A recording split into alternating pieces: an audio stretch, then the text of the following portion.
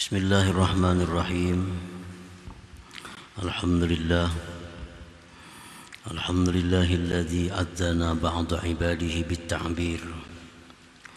Fasarat ibaratuhu mafhumatan maqbulatan wa la ta'yir. Asyhadu an la ilaha illallah wahdahu la syarika lahul aliyyul kabir. Wa asyhadu anna sayyidana Muhammadan abduhu wa rasuluhul basyirun nadhir. Allahumma salli wa sallim ala sayyidina Muhammadin as-sirajil munir wa ala alihi wa sahbihi wa zurriyatihi wa atba'ihi ila yaumil asir, amma ba'd. Yang kita hormati, kita muliakan para habaib, para ulama, muhibbin, hadirin hadirat rahimakumullah.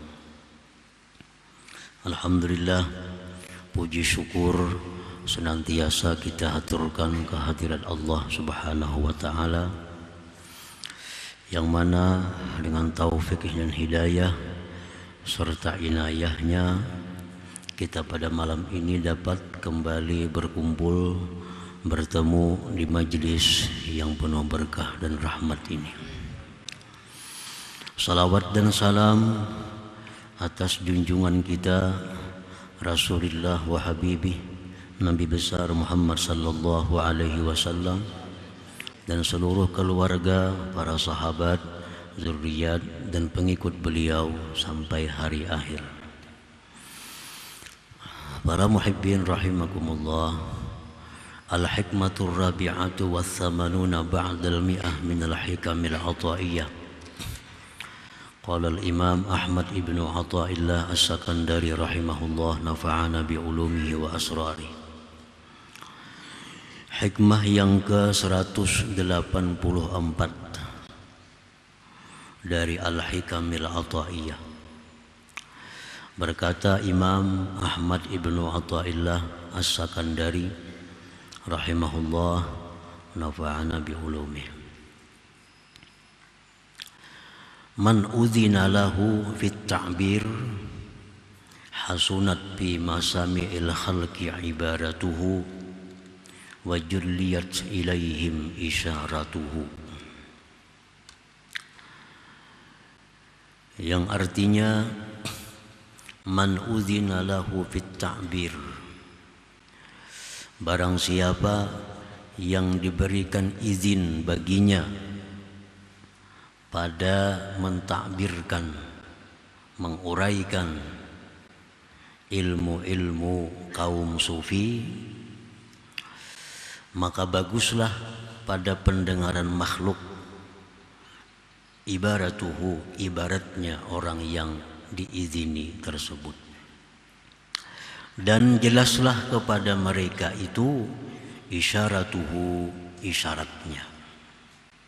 Nah, para muhibbin rahimakumullah, ada perbedaan antara ibarat dengan isyarat. Jadi suatu perkataan yang dimaknai dengan makna yang zahir, makna yang dekat, maka itu disebut ibarat. Apabila perkataan itu dimaknai dengan makna yang batin atau makna yang jauh, namun ada persesuaian dengan makna yang dekat, maka itu disebut adalah isyarat. Sebagai contoh firman Allah Subhanahu wa ta'ala, anzala minas sama'i ma'am fasalat awdiyatum biqadariha. Nah, itu kalau ibarat, maka artinya adalah Allah yang menurunkan dari langit air, maka berisilah lembah-lembah itu dengan kadarnya. Nah, apabila dimaknai seperti itu, maka itu namanya ibarat. Allah yang menurunkan air dari langit, maka air itu berkumpul di suatu lembah, maka seapa besarnya lembah itu, seitulah isinya air. Artinya makin besar sumurnya, makin banyak airnya. Nah, itu ibarat. Adapun isyarat, anzala minas sama'i ma'an fasalat awliyatun biqadariha, Allah yang menurunkan ilmu, Allah yang menurunkan Al-Quran, maka mengalirlah itu ilmu, itu Al-Quran di dalam hati manusia dengan kadar hati tersebut. Nah itu ngarannya, itu namanya dimaknai dengan isyarat. Nah orang yang diberi izin dalam menguraikan ilmu-ilmu kaum sufi, maka baguslah di pendengaran para pendengarnya ibaratnya, dan jelas kepada mereka itu isyaratnya. Para muhibbin rahimakumullah, alamatul ma'zun bi ta'bir ilmil qaum ay yakuna kalamuhu mafhuman maqbulan muta'assiran bi qulubis sami'in wa in takallama bi kalamin wajizin khafif lianna kalamahu maqsuun bil anwar. Tanda orang yang diberi izin, masdarul izinnya, tempat timbul izinnya itu bisa dari guru pembimbingnya, syekh mursyidnya yang memberi izin untuk menguraikan ilmu-ilmu, atau bisa pula izin langsung dari Allah melalui alamat-alamat tanda-tandanya.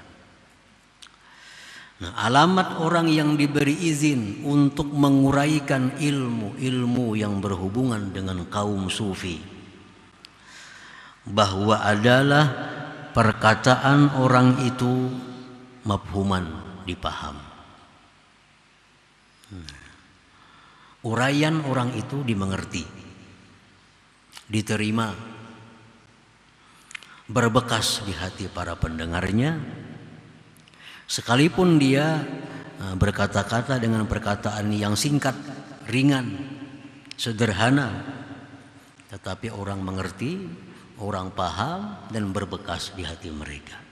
Itu tanda bahwa yang menguraikan ilmu itu adalah al-ma'zun, orang yang diberi izin untuk menguraikannya.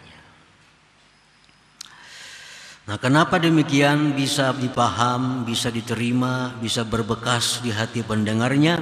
Lianna kalamahu maqsuun bil anwar, karena ungkapan orang tersebut, karena keterangan dari orang yang diberi izin itu maqsuun bil anwar, dibalut, diberi pakaian dengan pakaian cahaya-cahaya yang bisa masuk ke dalam hati para pendengarnya itu. Nah, para muhibbin rahimakumullah. Jadi ini hikmah yang 140, 84, 85 masih berhubungan dengan hikmah-hikmah yang sebelumnya. Nah, para muhibbin rahimakumullah, al-ma'zun bit ta'bir la budda ay yakuna mukhlishan bi ta'birih. Orang yang diberi izin untuk menguraikan ilmu-ilmu, khususnya ilmu-ilmu sufi, orang yang menguraikannya itu, yang dapat izin tersebut, ayyakuna mukhlisan, bahwa dia mesti ikhlas, bita'biri, pada menguraikannya itu. Orang yang diberi izin itu pasti orangnya mukhlis, orangnya ikhlas dalam menyampaikan ilmu-ilmu. La yarumu riyasatan walad dunya wa la yas'alu ajra. Nah, dia tidak mengharapkan, tidak menghendaki kedudukan, tidak menghendaki duniawi, dan tidak minta upah dalam hal menyampaikan ilmu-ilmu tersebut. Nah, dia mukhlis karena Allah semata. Qala ta'ala hikayatan an Nuhin alaihi salam, wa ya qaumi la as'alukum alaihi mala in ajriya illa 'ala Allah.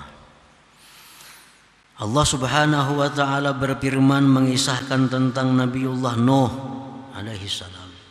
Nabi Nuh berkata kepada kaumnya, wahai kaumku, aku tidak minta atas kalian atas tablik itu malan, harta. Aku tidak minta upah menyampaikan risalah Allah itu. In ajriya illa 'ala Allah, tidak ada pahalaku melainkan atas Allah Subhanahu wa taala. Nah, orang yang diberi izin menyampaikan, menguraikan ilmu-ilmu tersebut, orang ini mesti mukhlisan, mesti ikhlas, tidak mengharapkan upah, tidak mengharapkan kedudukan duniawi dan lain-lainnya. Sebagaimana contoh Nabi Nuh alaihi salam. Nah, yang pertama itu ayyakuna mukhlisa wa ayyakuna mutawakkilan 'ala Allah wa la yahrisu illa 'ala ada'i amanati tabligh. Orang yang diberi izin menyampaikan ilmu bahwa dia itu bertawakal atas Allah dan dia tidak ada keinginan melainkan hanya menunaikan amanah menyampaikan ilmu. Ilmu ini kan mesti disampaikan. Jadi mereka menyampaikan ilmu itu kepada makhluk, kepada manusia, tidak ada tujuan lain selain adalah menunaikan amanah itu, menunaikan amanah. Wa ayyakuna harisan ala hidayatis sami'in. Orang yang diberi izin untuk berdakwah, diberi izin untuk menguraikan ilmu-ilmu itu, dia mestinya ingin bahwa pendengarnya itu mendapat hidayah dari Allah Subhanahu wa taala. Orang yang diberi izin untuk menyampaikan ilmu, orang tersebut harisun, sangat ingin bahwa pendengarnya itu mendapat hidayah dari Allah Subhanahu wa taala. Wa ayyakuna mukhatiban 'ala as-sami'in biqadri uqulihim. Orang yang diberi izin menyampaikan ilmu itu bahwa dia adalah menghitab kepada pendengarnya dengan kadar akal mereka. Dia akan menyampaikan ilmu-ilmu sesuai kemampuan para pendengarnya untuk mencerna, memahaminya. Yang kelima, wa ayyakuna mustaqima, bahwa dia adalah istiqamah. Nah, para muhibbin rahimakumullah, itu tanda-tanda orang yang ma'zun, yang diberi izin untuk menyampaikan ilmu-ilmu kepada makhluk, kepada manusia, wabil khusus ilmu-ilmu yang berkaitan dengan kaum sufi itu. Summa qala al-imam bil hikmatil khamisah was samanin ba'dal mi'ah. Kemudian melanjutkan Imam Ahmad ibnu Athaillah pada hikmah yang 185. Rubbama barazatil haqa'iq maksufatal anwar idza lam yu'zan laka fiha bil izhar. Kadang-kadang timbul itu ilmu-ilmu hakikat, ilmu-ilmu sufi, maksufatal anwar, tertutup cahayanya. Ini sebenarnya ilmu-ilmu hibat nih. Ini ilmu-ilmu hakikat. Tetapi ilmu-ilmu itu maksufatal anwar, tertutup cahayanya. Apabila tidak diizinkan bagi engkau pada itu hakikat menyampaikannya. Ilmu sebenarnya bagus. Ilmu ini sebenarnya mulia. Cuma karena disampaikan, diterangkan oleh orang yang tidak dapat izin untuk menerangkan itu, maka akhirnya ilmu ini maksufah, tertutup. Akhirnya disalahpahami. Jadi salah paham.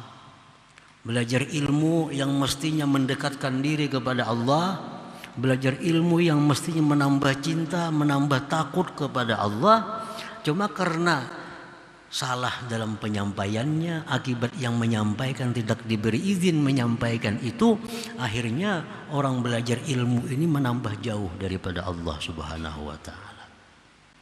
Kitabnya disampaikan itu juga. Cuma yang satu yang menyampaikan dapat izin, sehingga uraiannya itu bercahaya, masuk ke hati pendengarnya, dipaham, berbekas. Yang satu kitabnya itu juga dibaca, tapi yang menyampaikan ini man lam yu'zan, orang yang tidak diberi izin. Nah, lalu pendengarnya akhirnya salah paham dengan ilmu itu, karena maksufatul anwar tertutup cahayanya. Banyak demikian terjadi pada kita. Belajarnya kitab ini, tapi sekali belajar itu kada bisa membayangan lagi. Yang belajarkan Darun Nafis. Kitabnya kitab mulia, ilmunya ilmu mulia. Tapi karena yang menyampaikan ini ghairul ma'zun, yang tidak dapat izin, akhirnya jamaahnya yang dulunya taat kepada Allah jadi jauh kepada Allah. Dulunya rajin sembahyang, kada bisa sembayangan lagi. Yang satu kitab Darun Nafis juga, tapi gurunya ini ma'zun, yang diberi izin mengajarkan. Akhirnya apa? Nah, para jamaahnya tambah taat kepada Allah, selalu musyahadah kepada Allah. Nah, kitabnya sama, cuma karena ini ada yang ma'zun menyampaikan, ada yang ghairul ma'zun. Nah, para muhibbin rahimakumullah. Man lam yu'zan lahu fit ta'bir fa kalamuhu zulmah ghairu mafhum wala maqbul wala yata'assaru fi qulubis sami'in. Orang yang tidak diizinkan baginya untuk mentakbir, mengibaratkan, menguraikan ilmu-ilmu sufi. Orang ini kada dapat mandat lagi. Ini mengangkat dirinya seorang. Nah, karena bisa membaca, bisa menerjemahkan, buka belajaran tanpa ada izin. Orang yang tidak diberi izin baginya dalam menguraikan ilmu-ilmu itu, maka perkataan orang itu zulmah, gelap, maksufah. Gerhana itu kan gelap. Zulmah, ghairu mafhum, kada dipaham, dan kada diterima, kada berbekas di hatinya, di hati jamaahnya, pendengarnya. Karena orang ini ghairul ma'zun, kada diizini.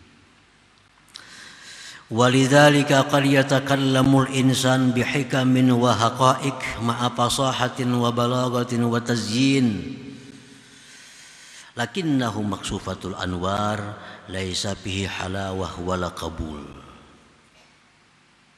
Oleh karena demikian, terkadang menerangkan seseorang, menjelaskan seseorang dengan hikmah-hikmah, hakikat-hakikat, dia jelaskan, dia terangkan dengan lihai, dengan fasih, dengan balagah, dengan kata-kata yang mantap, yang berhias.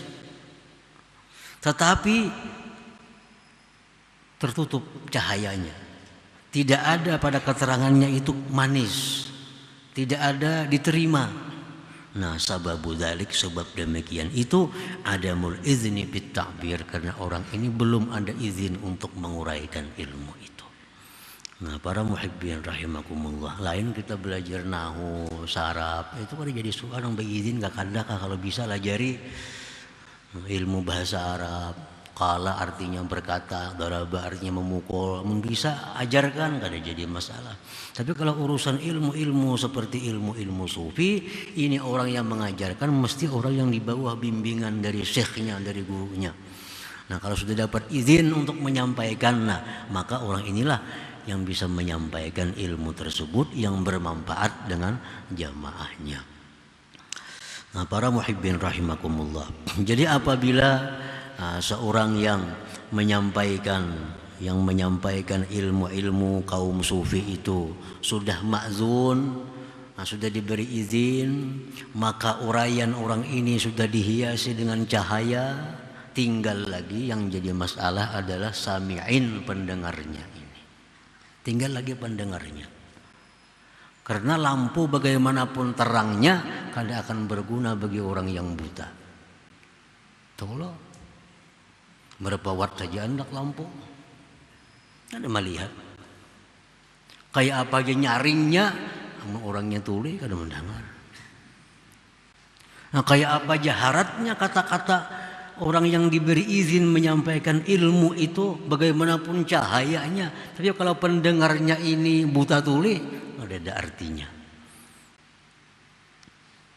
Nah, jadi untuk menerima ilmu, untuk menerima ilmu yang mendekatkan diri kita kepada Allah Subhanahu wa taala. Di samping yang menyampaikan ini orangnya ma'zun, yang diberi izin, pendengar ini pun mestinya orangnya satu ikhlas.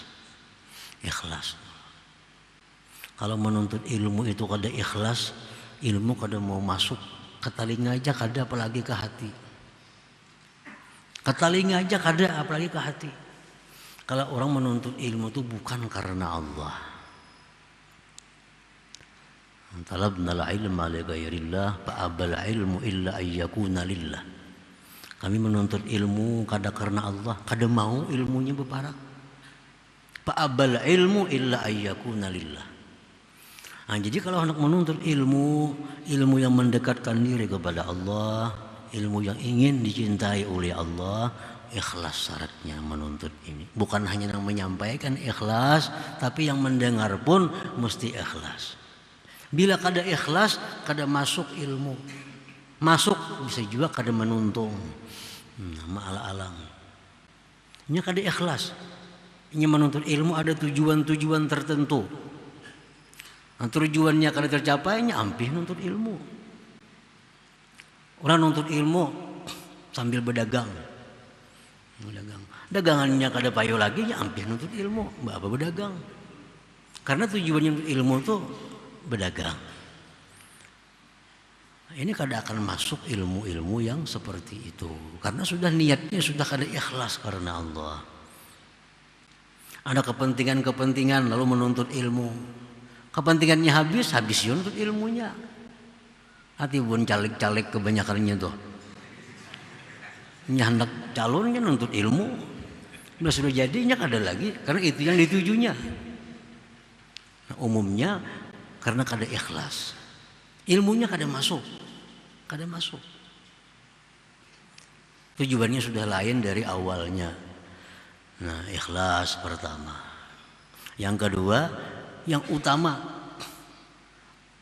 tawadhu. Mesti tawadhu. Ilmu itu kada akan masuk kepada hati yang tinggi, hati yang sombong.